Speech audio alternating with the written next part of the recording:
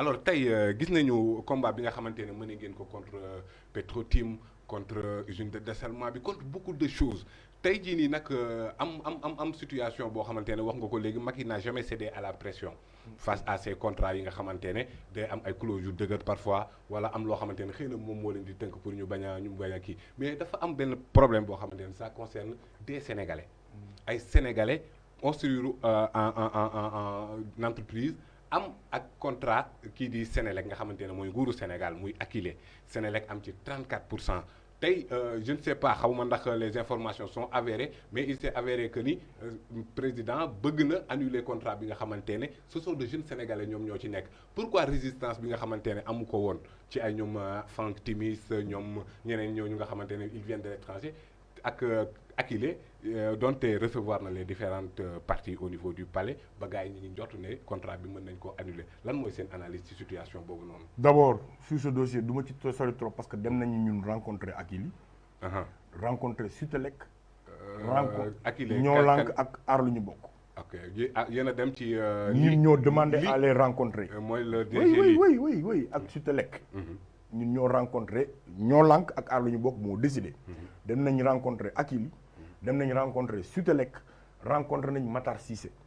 il nous reste à rencontrer Biteye directeur Sénélec. pour ñu mën a joxe. mais dab bi boo doon xool étape. maa ngi ñëw pour ñu mën a prononcer sur cette question. moo tax du ma ci sori toog mais dama ne. si Macky appelle à renégocier un contrat. bu ñu octroyer des Sénégalais yu créer seen entreprise. des Sénégalais bon temps. na gaaw ci bu Eiffage na gaaw ci bu Auchan na gaaw ci bu Timis na gaaw ci bu ay Bolloré ak ArcelorMittal ak ñeneen ñëpp kon ñu d'accord. mais dama bëggoon a xam. waaw dëgg la moo dama ne la. su génnee contrat yooyu renégocier ko.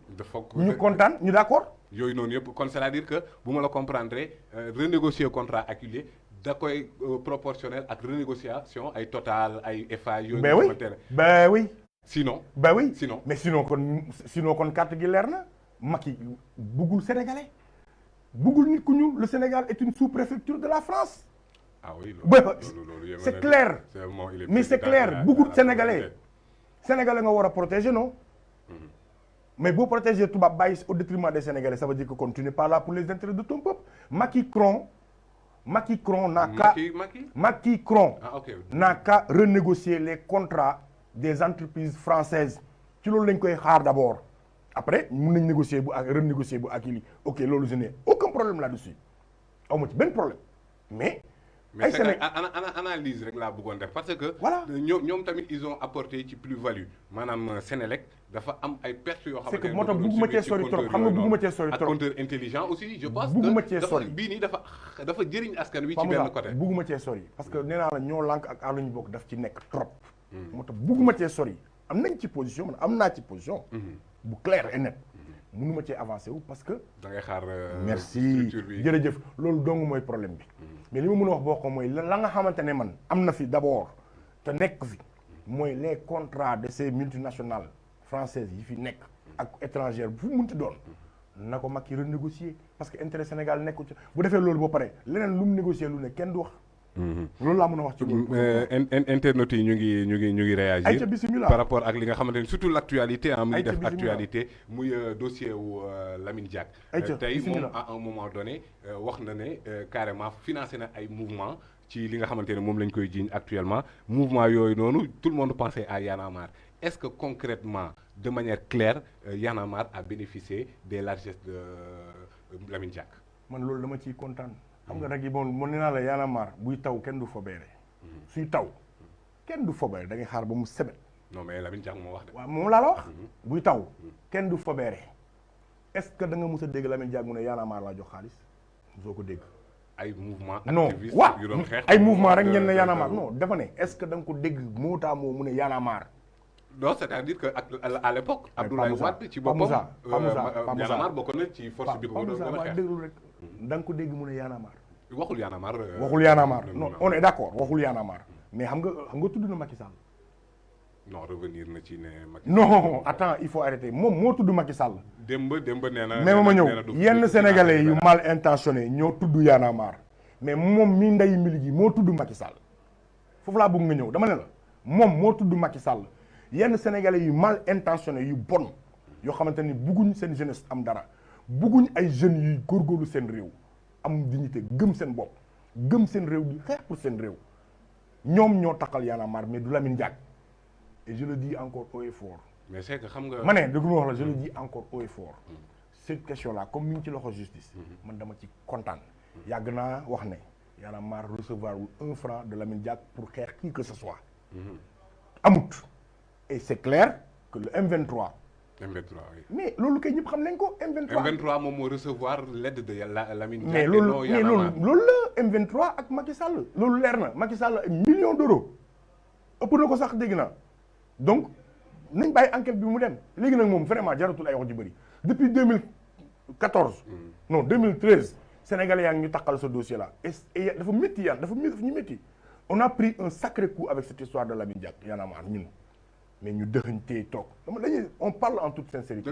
et li ma la wax nii dafa sama xol laa ko jëlee parce que ñun dañu am ay waajur tamit dañ jóge ci ay familles on a des amis on a des familles ñenn si ñun dañu am jabar am ay doom mais on a souillé notre image en parlant de choses gratuitement pour yàq suñu dette quoi mais aujourd'hui que l'affaire est devant la justice nañu bàyyi mu jeex et j'espère que à la lumière de cette affaire là les Sénégalais dañu am ngor jéggalu surtout ñi ko njëkk a wax wala ces gens qui se sont acharnés sur nous juste parce que loolu mooy seen plaisir. mais est-ce que lu tax defoo leen communication. mais wax nañ ko mais xam nga moom laa la wax aussi day mën ay actions yoo xamante ne c'est fii taw kenn du fobeere dañuy mën ay actions yoo xam ne day soxla moyen.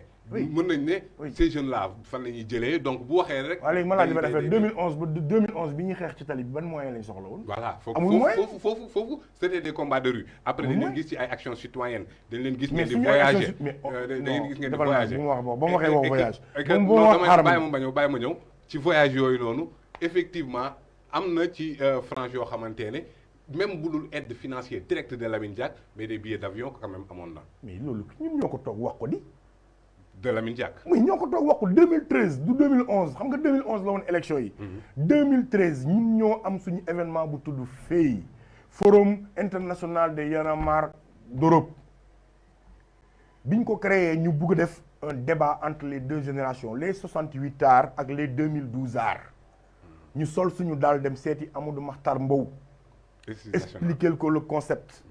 mu ne c'est un très bon concept mais malheureusement je ne pourrai pas venir parce que mes raisons de santé moo ma ko mayut mais je vous conseille de prendre le président Diack moom mu génne le contact du président Diack depuis son bureau jox ñu ko ñu mettre le Y'en a marre Paris en contact ak président Diack mi ngi Monaco ñooñu contacter ko dem seeti ko je pense ou wax en tout cas waxante correspondante mu ne leen juste avec honneur je viendrai dinaa animer débat bi ak Thiat ak Fadel mais aussi dinaa sax contribuer lan ngeen amul moom mun leen ci jàppale gars yi ne ko am nañ d'abord la mairie de 20e mais sachant que au Sénégal y aura des gars yi war a ñëw déplacé wu mu ne ñoom ay caat ak ay yooyu dinañ ñëw mu ne donc je prendrai en charge les billets ñu toog benn agence de voyage woo ñu may ñu 3 billets.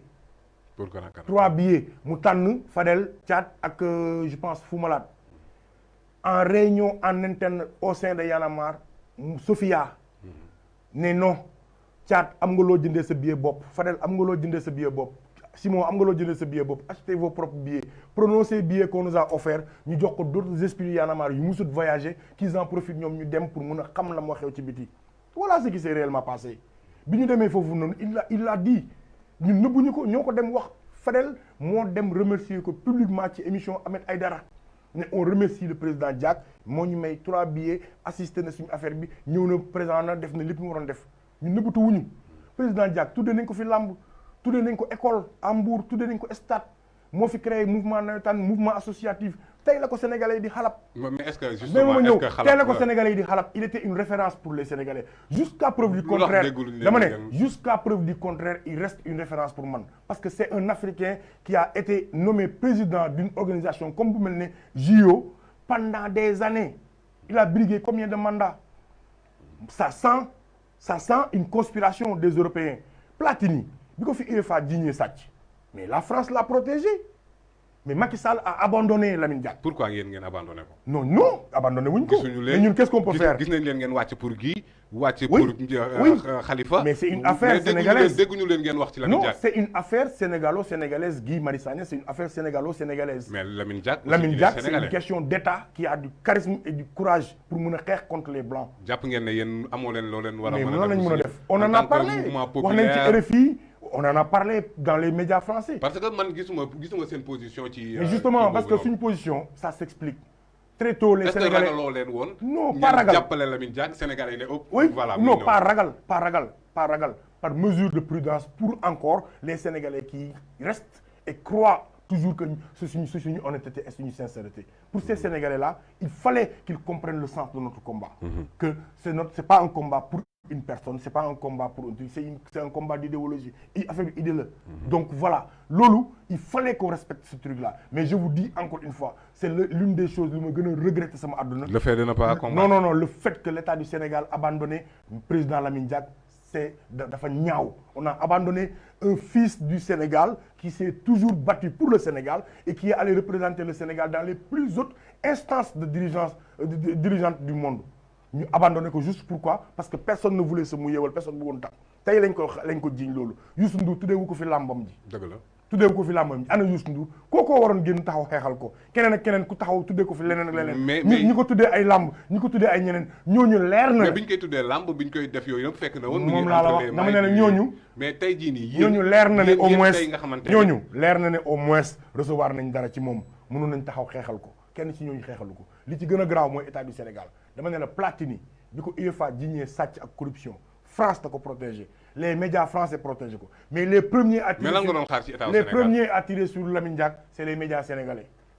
non c'est-à-dire les premiers attirés sur lui c'est les médias sénégalais. non bul xalam média bi li ñuy def mooy transposer li nga xamante ne moom mooy xew. non les médias sénégalais ont condamné Lamine Diack avant même la fin de ce dossier. mais de toute façon lu média mën ci def yéen li ngeen xam ne mooy seen wareef koo xamante ne yéen mën na ngeen ay combat citoyen mu jàppale leen ci. non man jàppale wu ma. non mu joxe ay esprit yaa na maar laay wax. c'est-à-dire que chaque institut personnel.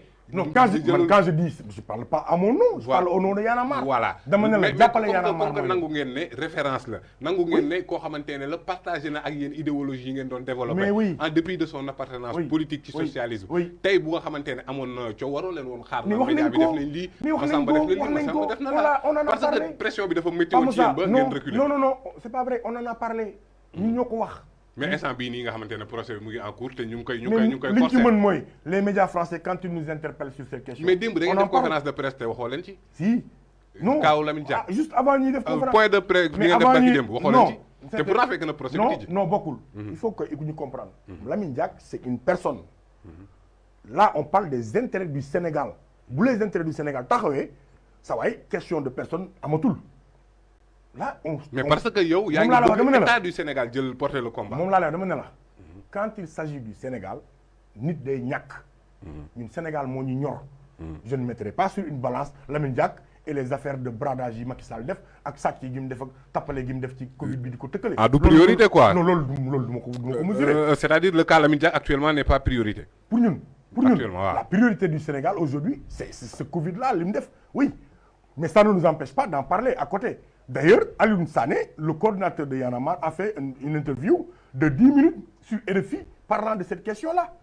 Voilà, foofu lañ ko mën a waxee ci les médias internationaux wax nañ ko ci yeneen cadre yeneen yi nekk à l'étranger parce que c'est un Africain qu'on veut saboter, c'est un Africain qu'on veut yàq image am aux yeux du monde pour montrer que les Africains ne valent absolument rien man noonu la jàngat boobu laa ci am jusqu'à ce qu'on démontre que véritablement moom moo laal xaalis boobu noonu. mën nañ conclure de manière simple que Lamine Diack a tout le soutien et la sympathie de Y'en a marre. C'est clair de tous les Sénégalais la waroon am sax normalement jusqu'à ce que c'est pas le cas de toute façon. Moi je dis que man am na sama soutien à 1000% jusqu'à ce que ñu démontrer que ne moom la jël na lañ ko wax ba buñ koy condamner ne jàpp nañ ko su boobaa ma ne ko nag père déconné nga parce que référence nga woon pour man waroon nga mun a éviter cette tache noire ci sa carrière mais jusqu'à preuve du contraire il est innocent comme keneen ni mu ko nekkee. loolu ça nous ramène à cette question xam nga mooy lan la ñuy ramener. Sénégal moo mel noonu rek su Mohamed Salah dugalee bii lu ñuy wax dafa aay. bu Messi dugalee lu ñuy wax dafa aay. Ronaldo bu dugalee lu ñuy wax dafa aay. Eden Hazard dafa aay bu Sadio Mané dugalee lu ñuy wax Bambali yëngal nañ bouteille yi loolu mooy résultat bi. d'accord léegi Y'en a marre se bat on dit kan moo nekk seen ginnaaw il faut arrêter de donner une paternité aux luttes des gens ou aux trucs des gens. waaw mais parce que tamit bon dinañu gis Y'en a marre bu mënee doxal sa gox parfois. mais loolu nëbbuñu ko boo ngeen defoon fële ca place du souvenir qui demande des moyens. mais loolu nëbbuñu ko qui demande des moyens et parfois on voit aussi des sponsors. on voit aussi waa Oxfam. te ñooñu dañoo am aussi benn carnet d'adresse boo xamante ne gis nañ le cas avec Elimane Kane. est-ce que ñooñu noonu di financer ces activités citoyennes là. duñ leen jox ay directives pour certains combats ngeen koy éviter. d'autres ngeen koy mener comme par exemple les LGBT bu ko ay aussi waa ay Oxfam di ko promouvoir. tey jii nii ñooñu buñ leen joxee soutien ci benn mbir est-ce que duñ leen éviter loo. man lu sama yoon ci góor jigéen man kan moo ma ñemee taxaw di ma wax défendral góor jigéen man laa wax man kan moo ñemee taxaw fekk ma taxaw rek man góor yàlla dëgg mu ne ma kaay nga défendre góor jigéen dootoo ko defati. jàkkaarloog Sénégalais. dégg non yow laay jàkkaarloo yow mi ma ko laaj. man yow yaa man je dis que yow yaa may offensé yow mi ma wax ne ma man xalaat na man góor yàlla ma taxaw di ma. parce que bon moom laa la wax dama ne la moom laa la wax. dafay baax tamit pour Sénégalais mën a comprendre parce que li nekk ci affaire góor jigéen boo bëggee ma wax ko français wax ko anglais wax ko ca làkk ya ma dégg yëpp ci biti dama ne la góor jigéen du sax débat pour mën Sénégal du débat pour mën Sénégal xam nga di mener ce débat là c'est déjà accepté en réalité quelque part que ce débat là se pose au Sénégal waxuma la pays diine dañu am ay valeur dañu am ay valeur góor ak góor loolu c'est même inimaginable ci sama xalaat mu ma ko supporter bugguma ko sax xool bu ma leen xam du ma ci sax yéey yàbbi parce que supporté wu ma ko loolu dafa leer. absolument mais nag yow Modou Ndiaye dama ne la. Modou Ndiaye aussi waa keneen ak keneen kum ci mënti doon. problème am la sama yoon nekkul ci koy jàppale. man ñeme woo ma taxaw naan ma defal lii wala defal naa Y'en a marre n'a jamais respecté le calendrier de qui que ce soit ñun dañu am suñ propre calendrier di ko dérouler ku ñu si fekk si mu nekk ci lu ñu nekk alhamdulilah ku munut ñëw ca lañ ne. ñu balaak la nga yor nekk ca la ñu ne parce que dañ ko wax très tôt bu ñu amee avion jël suñu amee bateau jël suñu amee oto jël bu ñu amee gaal jël. bu ñu amul loolu noonu yëpp. bu ngeen jël saret jël suñu tànk dox. jeex na tànk loolu mooy philosophie Y'en a marre. sànq dafa am loo wax nga ne waxu voyage nangam. mais Y'en a marre ñi ci nekk kañ lañ commencé voyager. ci foofu moo foofu laa kañ la nit ñi commencé voyager. et kañ la nit ñi commencé voyager si moo dëkkuloon Sénégal Fou Malade bi muy wëy Fou Malade wax ñu sa xalaat ànd ak Youssou Ndour dem ay Bercy fu nekk ci àdduna bi loolu dafa voyage kër gi kañ la yàgg kër gi voyage la. kër googu laa bëgg a ñëw nag ku ne voyage na fu ne ñëpp dama il faut que les gens arrêtent dama bëgg na xam nga nit ñi ñu bëri dañuy def benn amalgame ils pensent que Y'en a marre sa composante c'est des gens yoo xamante ne duñu dara wala dañoo taxawee fenn rek xëla ñëm voilà non c'est faux c'est archi faux il faut nga xam l'histoire personnelle de tout un chacun pour mun leen a juger au contraire quand nous on défend les professeurs te duñu ay professeurs quand ñun on défend les enseignants duñu ay enseignants suñu défendre les étudiants duñu ay étudiants mais Sénégal moom moo ñu ñor est-ce que mos nga dégg ñun Y'en a marre ñu taxaw ne jox leen musiciens yi nangam wala jox leen journalistes yi nangam wala jox leen nangam ak nangam non toujours du côté du peuple. absolument lépp lu ñu wax peuple bee ñu tax a jóg. dëgg la Thiat nga maa dégg man ma taxaw laaj dara. yow Thiat xam nañ sa engagement mais xam nañ ne tamit artiste nga sama engagement rek artiste du sama engagement wan ma ñi ngay àndal ma wax la kii nga doon. dëgg la mais ma ñëw rek. biir waa Y'en a marre ñoo ma gën a engagé ñaar fukki junni yoon. d'accord ñaar fukki junni yoon. d'accord.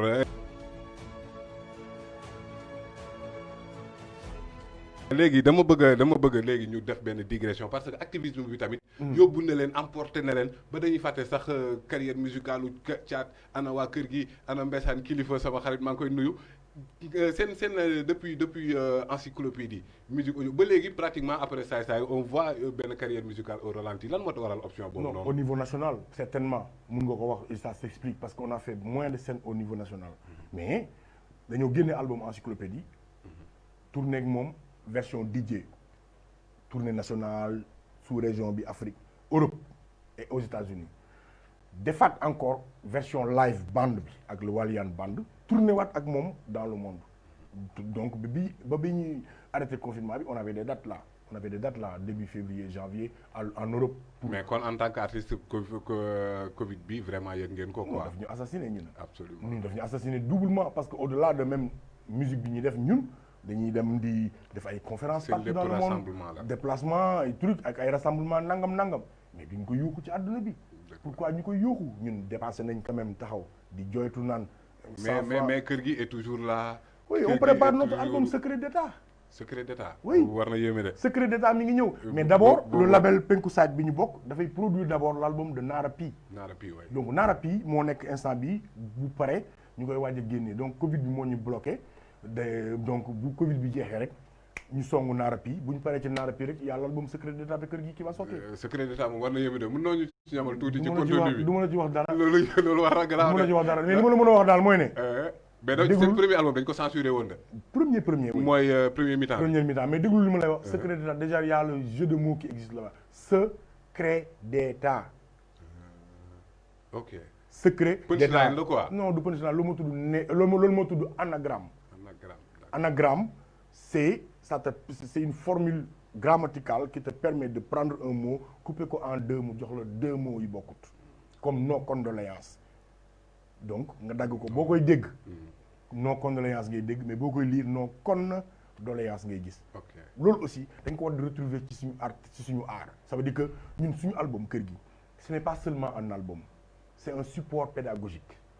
C'est un support livre audio ngeen génne woon ci encyclopédie. Oui, des universitaires en ont fait un travail bu énorme. Nice. Ça veut dire que li ngay génne dafa war a jëriñ coquille ba commencement ba fin ba ci diggante bi lépp dafa war a am lu mu war a jàngale donc ñun c'est comme ça que l'on réfléchit. yegg si nañ ci quart d'heure des internautes. léegi man damay bàyyi internautes yi ñu laajte. Maxu Makhtar Cissé nee na PMS laajal ma Thiat ndax dafa am ay preuves ci libération ou soi-disant docteur Samba bi certains disent que ni da nga wax ne dafa génn.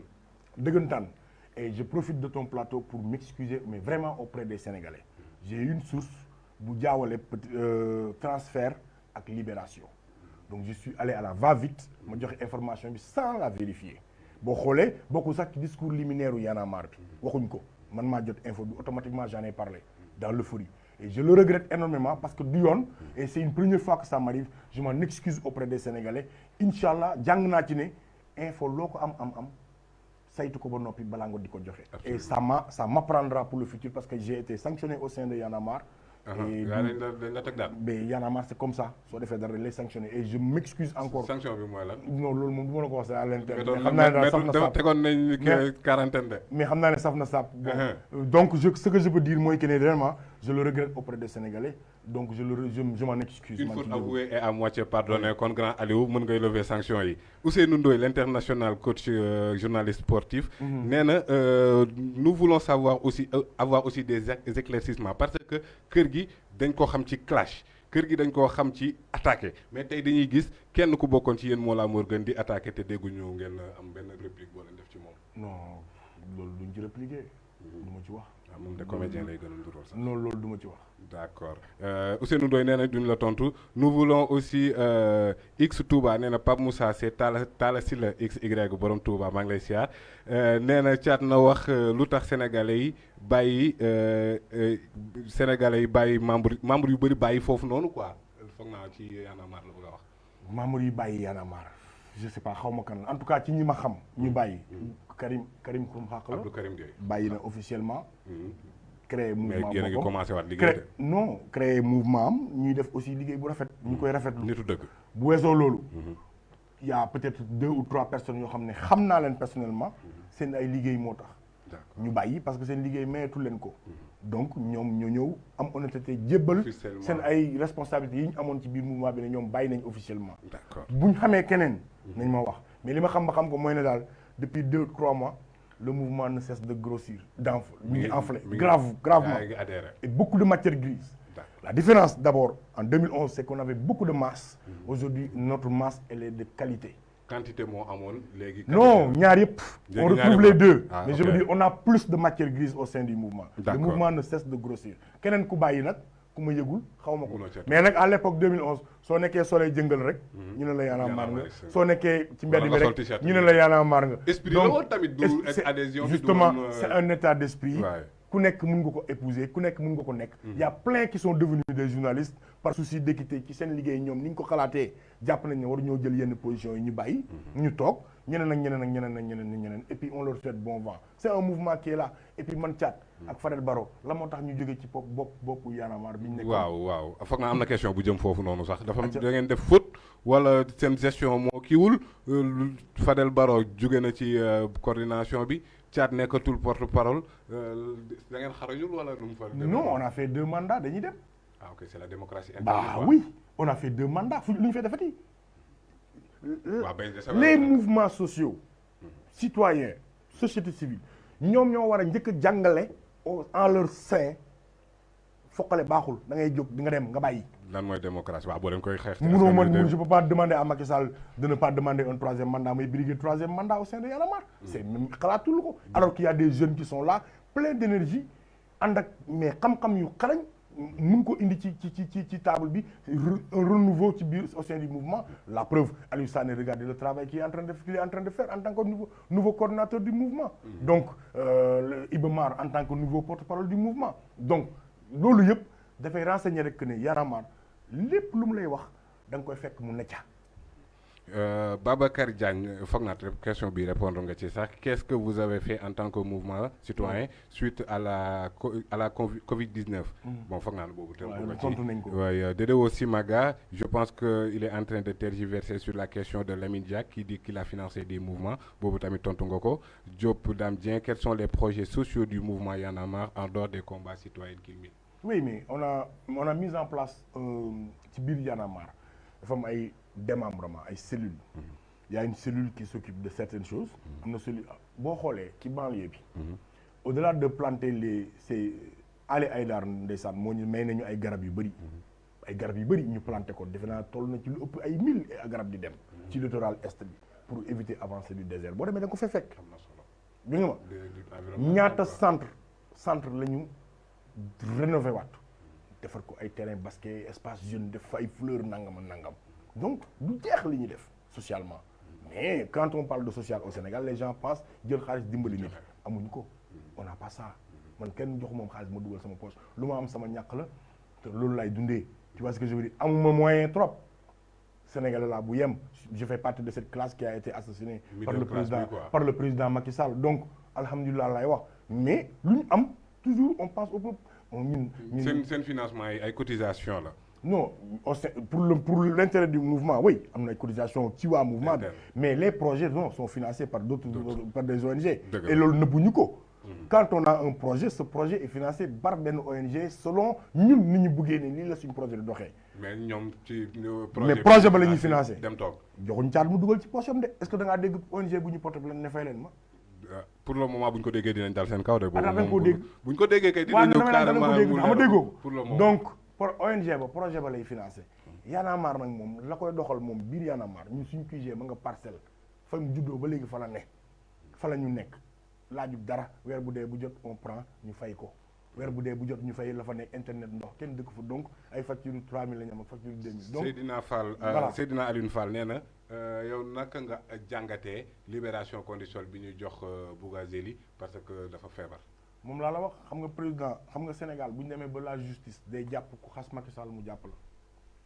mais ku assassiné injecté 30 et quelques milliards de faux billets dans notre économie ñu may la liberté provisoire loolu Sénégal Bougazelli war nañ ko xalaat sax may ay liberté waxuma la provisoire mais liberté dem toilette sax waru ko am liberté bi gën a ndaw dañ ko waroon privé parce que dafa assassiné l'économie sénégalaise 30 milliards de faux billets mais loolu est-ce que xel nangu na ko damay tiit quand j'entends ce chiffre et c'est pas seulement Bougazelli il y a une machine derrière lui il faut qu'on soit clair comment il fait pour am 30 milliards créer ko en faux billets Moustapha Cissé Lo nee na xam na ñan ñooy complice am kooku de dañ ko waroon woo mais dañ ko waroon a woo mais nañ ko oo il faut ñu woo ko nañu wax ñan ñooy complice yi parce que 30 milliards de faux billets dafa grave ah mais comme foofu la bokk comme APR la bokk il a sa justice kii caatu kër gi la moom xam naa yow la tuddee boppam nee na oui. li nga leen doon bégalee ci concert nee na kër gi dañu gëj a def loolu quoi lan moo tax boobu démarche wax na dëgg mais bu ñu ñëwee rek ne ko mu ñëw bu ñu ñëwee rek nga kontaan caat parce que quand on bu ñuy ñëwaat incha allah le premier comeback de kër gi le premier grand concert qu'on va organiser ñaari scènes yu janoo la ñuy teg bugguma cee sori ñaari scène yu janoo. yéen ñaar yéen tëgg fépp wala. non kilifa day nekk fii Thiat nekk bugguma cee sori. nañu xaar bugguma cee sori nañu bàyyi parce que damay bañ xam nga rek ñenn ñi. gars yi kii ko. cof ay idée bi nangu ko jël ko mais. ñaari scène yu janoo la ñuy teg ci stade bu mag fii. fii ni Dakar.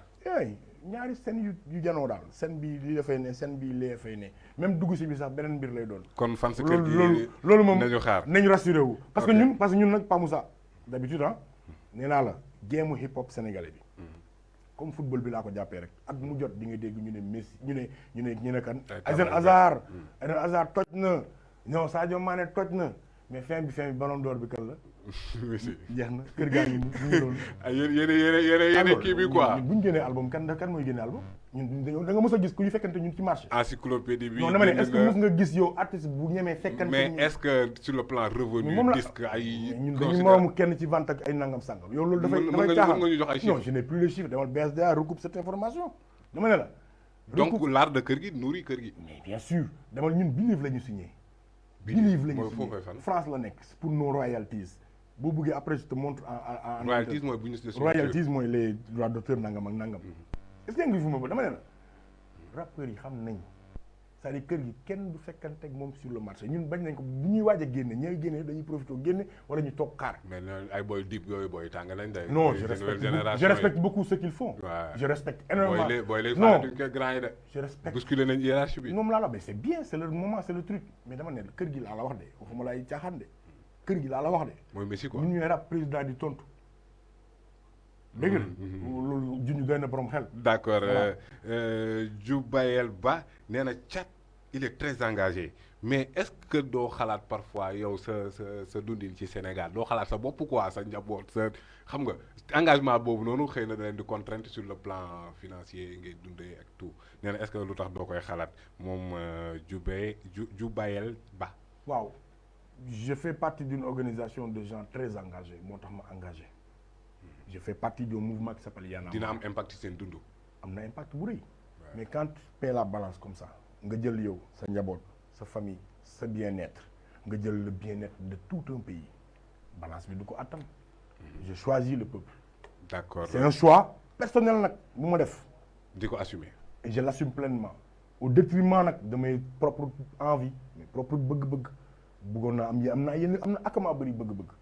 mais je m'en prive. gars yi ngi may signaler que ni temps bi jeex na mais Thiat tey lan ngay tàggoo ak ñi nga xamante ne ñoo la doon déglu ci coin des activistes. oui li may tàggoo mooy di wax ne gars yi béggee nañ ci waxtaan bi yaakaar naa ne wala boog jàpp naa ne li ñu fi waxtaanee dinañu jëriñ ñun ñëpp et que Sénégal jëm ci kanam yàlla dimbali ñu tàggale ñoo mbas mi le plus tôt possible ñu pare nag mobiliser wu.